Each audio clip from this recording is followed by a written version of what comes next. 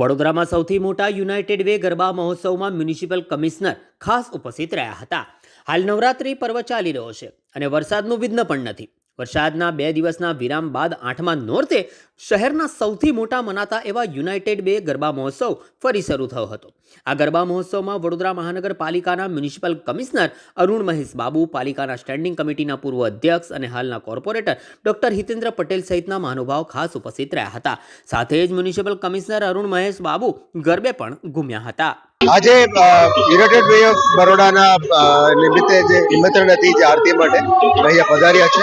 2 દિવસના ગેપ પછી આજે યુનાઇટેડ વે ઓફ બરોડાની કાર્યક્રમ છે. આપ જોઈ શકો છો કે લગભગ 30,000 પ્લસ લોકો અહીંયા ઉમટી પડ્યા છે અને માતાજીની જે આરતી સાથે અહીંયા અતુલ દાદાનું વોઇસ સાંભળીને લોકો રમવા આવ્યા છે. એટલે યુનાઇટેડ વે ઓફ બરોડાની શાન, આન બાન અને શાન છે અને ફક્ત વડોદરા નથી, ગુજરાત અને આખા દેશભરમાં અને આંતરરાષ્ટ્રીય લેવલમાં પણ લોકો યુનાઇટેડ વે ઓફ બરોડા જોવા માટે આવતા હોય છે. અને આપણે ગુજરાતનું ગૌરવ છે, કલ્ચરલ અને સંસ્કારી નગરીની પણ ગૌરવ યુનાઇટેડ વે ઓફ બરોડા છે. અહીંયા આવવાનો મોકો મળ્યો છે એ બદલ યુનાઇટેડ વે ઓફ બરોડાને આભાર માનું છું. મને કહેવામાં આવ્યું છે આનાથી જે પણ રિસીટ છે એ સારા કામગીરી માટે એ લોકો ફાળવણી કરવાના છે.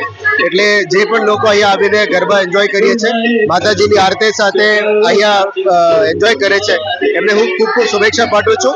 યુનાઇટેડ વે ઓફ ગરબા આવનારા દિવસોમાં પણ આગળ ખૂબ વધે અને એનાથી જે ફાળો છે એ લોકોની યુઝમાં જાય અને સારું કાર્યકૃતિ એમાં જોડાય એવા મારી શુભેચ્છાઓ છે.